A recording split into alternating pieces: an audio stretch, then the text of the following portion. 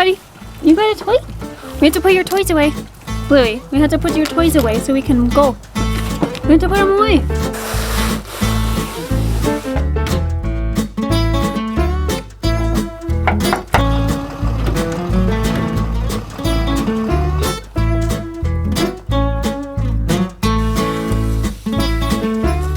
Alright, what's up guys? I'm Jesse, this is Melissa, and we are Adventure Endeavor.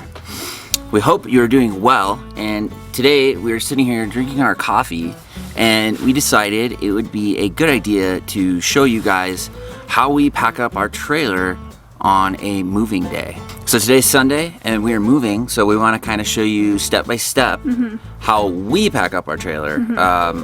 There's no right and wrong, this is just how we do it. And we figured it would be some good value, some good knowledge. Yeah, and we will be presenting this information for full-timers and also for part-timers or weekend warriors. So some of this is only going to apply to full-timers, but we'll do our best to present the information for all types of RVers. Yes, and if you haven't seen it already, we recently did a video on how we set up camp when we arrive to a campground on our boondocking location. Yes, so this is all about breaking down camp when we are ready to leave. So you can basically watch one before and watch one after, and you'll be good to go. Yes, we'll put that other video in the link or one of these corners. We'll throw it in the card for you. Oh, and this is Blue. He's crazy.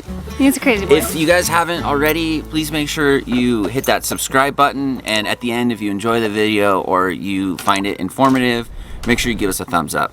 When we are packing up, we like to start in the kitchen, and there's a pretty good reason for that. So first of all, we like to use our water that we have remaining. We've been here for, what, 10 days?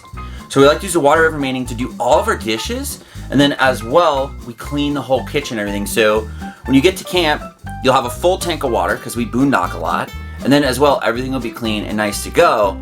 And then on the other hand, if you're a part-timer or weekend warrior, you'll have clean dishes, so it's one less thing to do when you're parking your RV or leaving it or storing it. And then as well, your trailer will be clean. So doing your dishes and cleaning your kitchen or your trailer in general is just a really good way to start. This should go without saying, but make sure you always take your trash out before you close up the rig. So make sure you put it in a convenient place.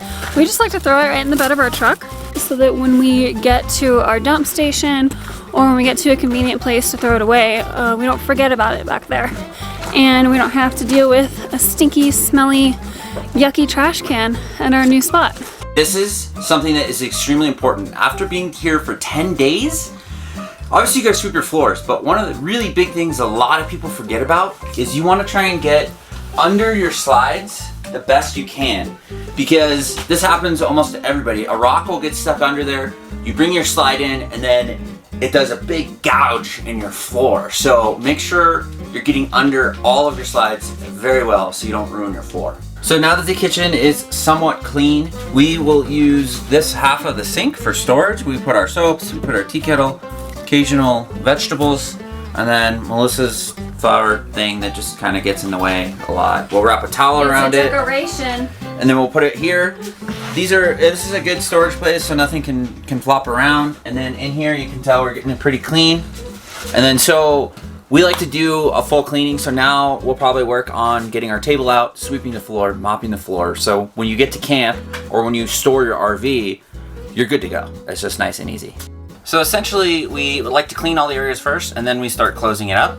So we want to clean our whole bathroom and everything as well, because remember, water savings, we still have some water left over.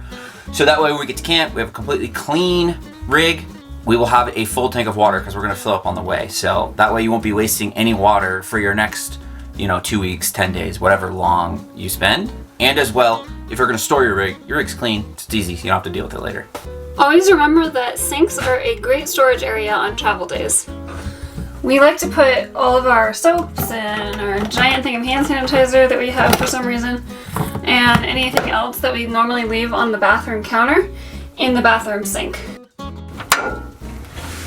So after you clean your bathroom, make sure you latch this. We've seen many of these online completely shattered because people drive, they slide back and forth. And then as well, after it's cleaned, make sure you clean your roof vent which we gotta clean this too. And close your roof vent as well. Clean and close your roof vent. While our floor is drying, then we come back to the toy box and we kind of just work our way through the rig.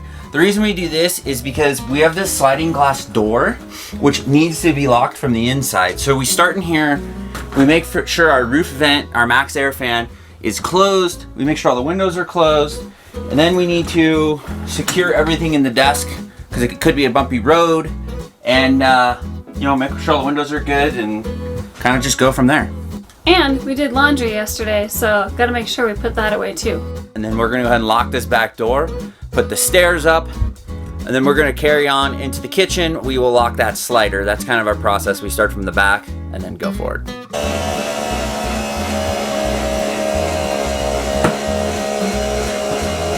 So this is always a little nerve-wracking. You're always hoping that your slides come in and that nothing breaks, because moving objects, moving parts, stuff breaks. I'm going ahead and closing up all of the windows on the outside of the rig. These side windows here, they're actually going to be on the inside of the rig when we slide them in. So we don't need to close these windows, but I'm going to do it anyway just because it's part of my mental checklist.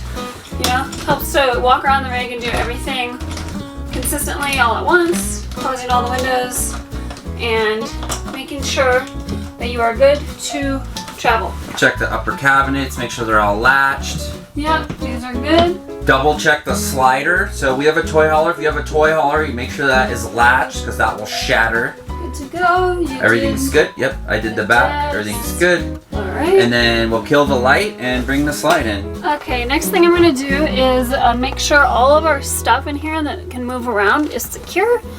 So putting away my hiking backpack under the bed. Little things like this that I know fall every single time we travel, I just take down and set it on the bed or in another soft spot so they're not going to go flying around anywhere. So once everything is cleaned up and secure, the next thing we do is make sure all of our windows are closed, all of our cabinets are latched, and then Jesse will go ahead and close the slides, and I will be in here to watch to make sure they're not hitting anything. So this window is closed.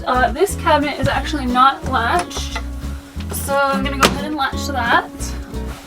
Over here as well, especially any cabinets that are right next to a slide, I always like to double check to make sure that they're latched when we are leaving a place. So as we're working our way out of the rig, then we get to our switch panel.